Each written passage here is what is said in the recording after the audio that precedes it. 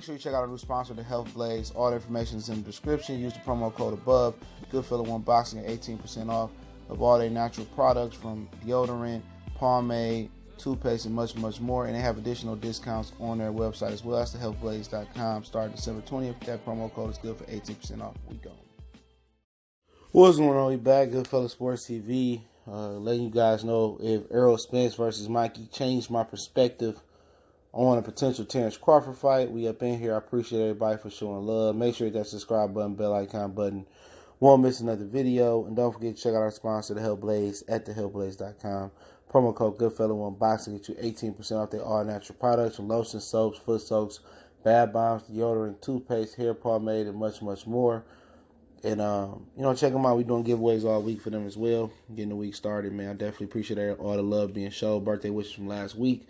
We move on. But, obviously, fans going to say, and I just did a video, fans saying, well, Errol power is overrated. I mean, same thing they said about Terence and Jose Benavidez. Oh, Terence don't have the power to compete with Errol Spence. I mean, it's going to be all over the place.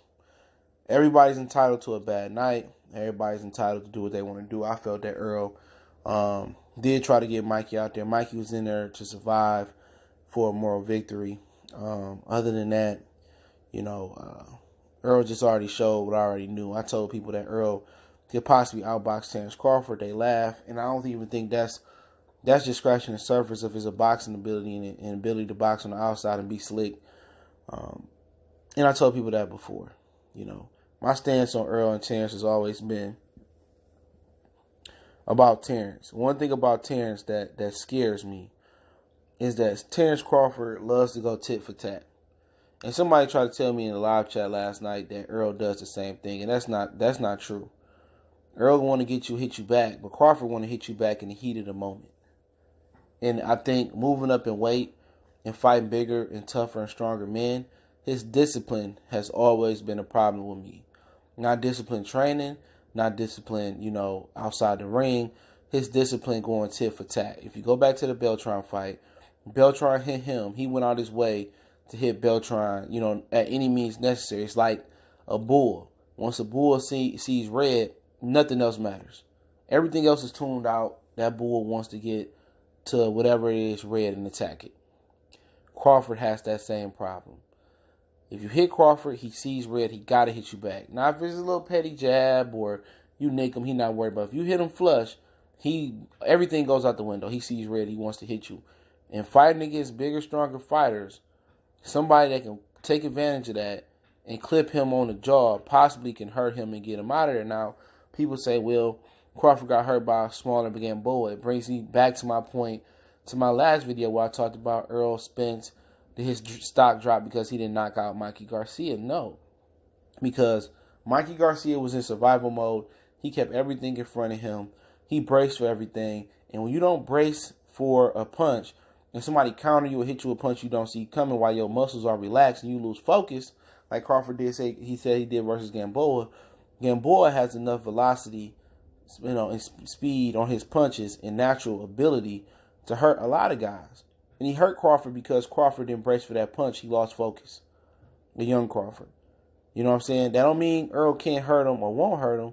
It just means that I believe Terence Crawford is going to be more focused and more defensively disciplined when it comes to fighting Errol Spence. And if he's defensively disciplined, and he doesn't have those lapses in judgment, he doesn't go tit for tat with Errol Spence, it makes it for an interesting fight. If he tighten up his defense, he don't get hit with a whole bunch of overhand rights. He get hit with a hell of overhand rights from the orthodox position. When his opponent is orthodox. We seen Hank Lundy come over the top. We seen, Delorme have some success. We seen Gamboa have some success. We seen Beltran have some success, with some overhand rights. So he has defensive issues. And fighting against the guy that we think is stronger and more powerful, which necessarily may not be true as far as stronger. Crawford is strong as well. He got to be perfect. He got to be disciplined. He can't have no lapses. He got to fight a more perfect fight than Errol do. But it seems that Crawford has the feet to compete with Errol Spence. He'd be able to improvise. Even when Errol cut the ring off, Crawford can improvise because he's slick. his feet is always alive. You know, he's rangy too. He's faster than Mike. He's quicker. He's naturally a rhythmic mover.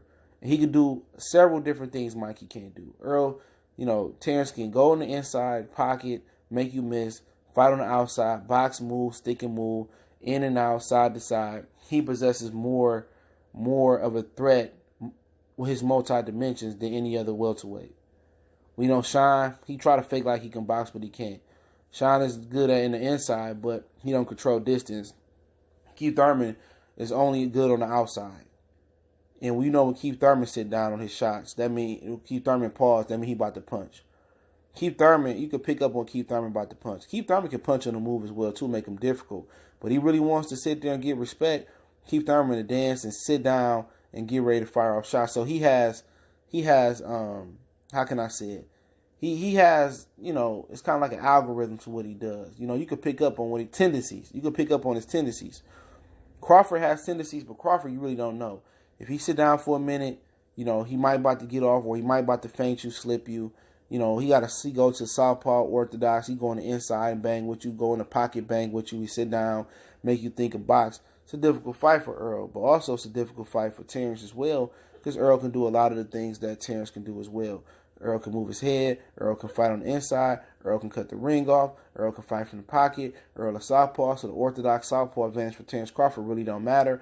Errol's seen a ton of orthodox fighters, and he's seen a ton of southpaw fighters because he's southpaw himself. He knows how that works. He can fight on the outside. So really, it's about them mirroring each other, and what it really boils down to is Crawford feet and Crawford discipline. Everything is about Crawford winning this fight, in my opinion. I know what Errol going to bring to the table. Bigger, stronger guy, most people opinion, hit harder. But it's all really going to boil down to, you know, can Crawford offset Errol Spence's ability to cut the ring off? Errol Spence has issues when guys are on the ropes.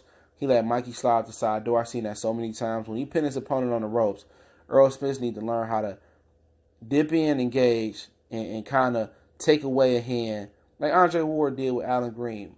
Tie him up and beat him up with the other hand. Or press him to one side and beat him up with the other hand so they can't move either way. He need to work on pinning his opponent in the ring. When he pin his opponent in the corner, it's all love. It's good money. You know, he's going to punish you. But it's all about, can Crawford stay defensively responsible, don't have mental lapses, don't go tit for tat in his feet. If he's able to do those things, he probably going to edge out Errol Spence, and take Errol Spence's power. For Errol, if he's able to, you know, cut the distance down on Terence, beat Terence's body in, take Terence's ability to move, and if Terence goes tit for tat with him, and he's able to counter Terence while he's trying to get Errol back, he able to, you know, walk Terence into stuff. You know, he can knock Terence out or beat him down. So, two mentally tough guys, two guys with a ton of stamina. I felt that Errol Spence got a tad bit tired a little bit of Mikey because he hadn't been in the ring in so long. So he said he's going to hover close to the 147-pound limit. Crawford, you know, he ain't really been in no deep water fight that's a dog fight neither. You know, the Posto fight, he showed the ability to box, but it really wasn't no resistance coming in down the stretch. So it really going to matter if it makes it to the championship rounds. I mean, who got the better stamina in the championship rounds? I mean, pretty much everything is contingent on Bud, in my opinion. And Bud can tighten up the D. Bud cannot go tit for tat, and Bud feet is just that much better than Errol. Then, you know, Bud is gonna have an amazing chance to win, and you know, whoever gonna have the best stamina coming down the stretch. And you know, like I said before, it's a good fight, it's an excellent fight, but my perspective really ain't changed. I'm really like I'm down the middle right now, but if I had to pick somebody, I still slightly favor Errol Spence to win this fight. You know, because of Crawford's, you know, some of his deficiencies. Being a smaller guy, being hurt before. And Errol been hurt before too. But being hurt before, like he was versus Gamboa, a lot of things to wonder. You know, if he getting tagged by Errol, is he going to jump in there and just go Donkey Kong and try to get his? Then he going to get stopped if he do that. Overhand rights, you know, getting hit with clean shots. You know, he got a lot to improve on, you know, as far as defensively.